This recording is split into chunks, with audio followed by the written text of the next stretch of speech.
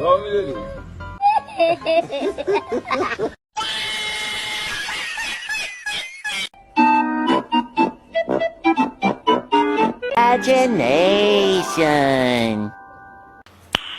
Nice.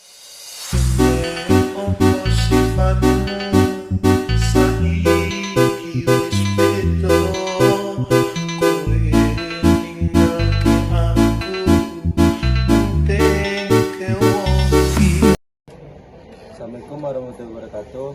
Perkenalkan, kami dari kelompok 2 akan menjelaskan tentang hukum Kirchhoff 1 dan Kirchhoff 2. Perkenalkan, nama saya Wanda Jessica Lendria. Perkenalkan, nama saya Muhammad Sultan Syuria. Perkenalkan, nama saya Julian Fernando. Perkenalkan, nama saya Benedictus Dwi Atmaja. Baiklah, kami akan menjelaskan tentang hukum Kirchhoff 1 yang akan dibacakan oleh si Ben pada segmen setelah. Silakan. Baiklah, di sini saya akan menjelaskan pengertian tentang hukum Kirchhoff 1. Hukum Kirchhoff 1 merupakan hukum Kirchhoff yang berkaitan dengan arus dan menghadapi titik percabangan. Hukum Kirchhoff 1 ini sering disebut juga dengan hukum arus Kirchhoff atau Kirchhoff Current Law atau KCL. Bunyi hukum Kirchhoff 1 adalah arus total yang masuk melalui satu titik percabangan dalam suatu rangkaian listrik sama dengan arus total yang keluar dari titik percabangan tersebut. Maka jumlah arus yang memasuki dan meninggalkan simpulkan dirumuskan I1 tambah I2 tambah I3 sama dengan I4 tambah I5 tambah I6. Baik, cukup sekian pengertian dari saya dan akan dilanjutkan oleh teman saya. Baiklah, saya akan menjelaskan tentang hukum Kirchhoff dalam kehidupan sehari-hari. Pertama adalah instalasi listrik rumah. Di rumah, listrik terbagi ke berbagai ruangan, ruangan tamu, dapur, kamar, dan lain-lain. Hukum Kirchhoff 1 menjelaskan bahwa arus total dari MCB sumber sama dengan jumlah arus yang mengalir ke semua cabang, lampu, stop kontak, dan kipas. Kedua adalah lampu terhubung paralel. Jika satu lampu padam, lampu lain tetap menyala. Hal ini sesuai dengan hukum arus Kirchhoff karena arus tetap mengalir pada cabang-cabang lain. Ketiga, sistem kelistrikan mobil. Pada mobil, aki atau baterai menjadi sumber tegangan yang mengalir ke berbagai perangkat, lampu, klakson, AC. Hukum tegangan Kirchhoff memastikan bahwa energi dari aki habis terbagi pada semua beban listrik dalam loop tertutup. Keempat, pengisian daya gadget. Saat kamu mengisi daya ponsel, adapter menyalurkan arus ke baterai dan sistem internal ponsel.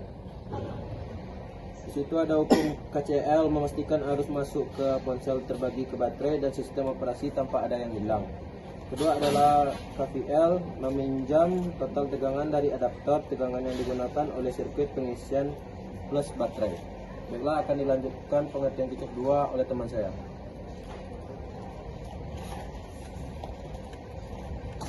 Pengertian Kirchhoff 2. Hukum Kirchhoff 2 menyatakan bahwa jumlah jabar semua tegangan dalam kurung beda potensial dalam satu rangkaian tertutup adalah 0. Artinya, dalam suatu rangkaian listrik yang membentuk lintasan tertutup dengan tegangan yang diberikan oleh sumber listrik seperti baterai akan habis digunakan oleh komponen-komponen lain di rangkaian, misalnya resistor, lampu, atau motor. Secara rumus, sigma Pol sama dengan 0, sigma E sama dengan sigma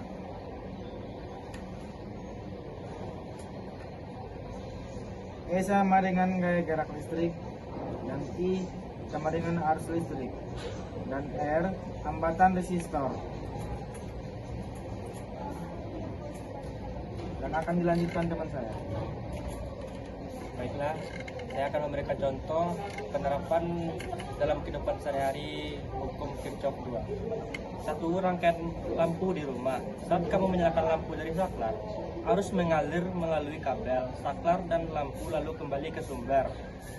Tegangan dari sumber listrik, misalnya 220 volt PLN, akan sama dengan jumlah penurunan tegangan pada semua lampu dan kabel di jalur itu. Contoh penerapan KPL. F sumber sama dengan F lampu ditambah F kabel. 2. Sirkuit dalam charger AP. Di dalam adapter charger, Ada beberapa komponen seperti resistor, dioda, dan kapasitor yang membentuk loop tertutup. Tegangan dari colokan misalnya 220 volt akan dibagi dan digunakan oleh setiap komponen agar menghasilkan output tertentu.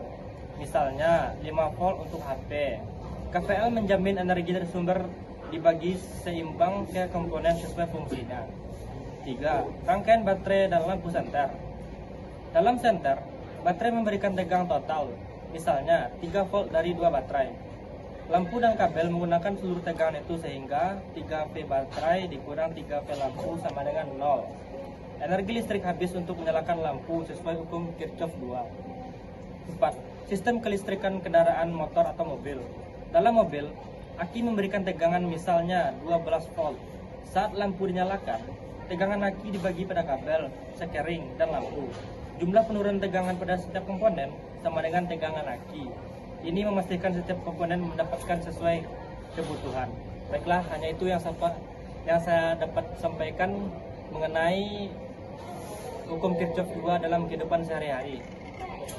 Baik lagi, kembali kepada Wanda.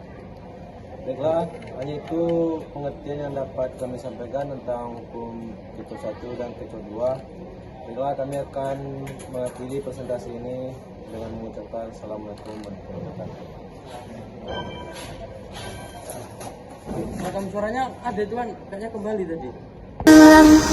Giây phút em gặp anh là em biết em si tình tình tình tình tăng